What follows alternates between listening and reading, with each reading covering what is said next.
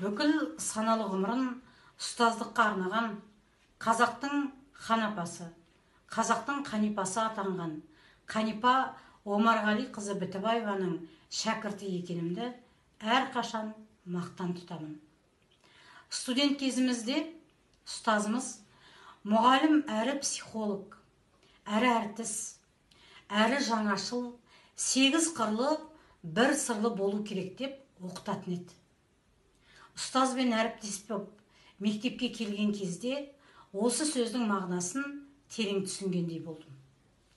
Хан апамыз әр шәкіртін анасында еркелетіп, кейде әжесіндей ақыл айтып, сырласып отыратын нағыз психолог еді.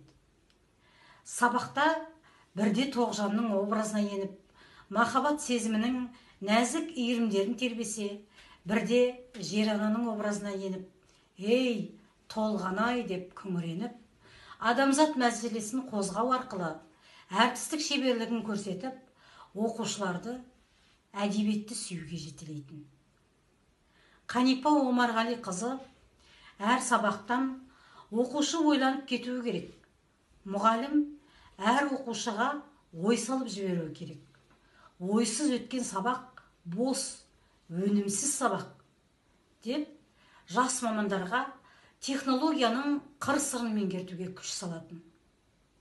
Әр сабағымыздың жоспарын бірге құрысып, кемшіліктерімізді түсіндіріп, бағыт-бағдар беріп отыратын. Әр сабағында ақжаңбыр болып жауатын хан апамның әр сөзі жадымда жатталып, өміріме азық, еңбегіме бағыт беріп келеді. Ұстаз мәртебесі ұлт мұраты.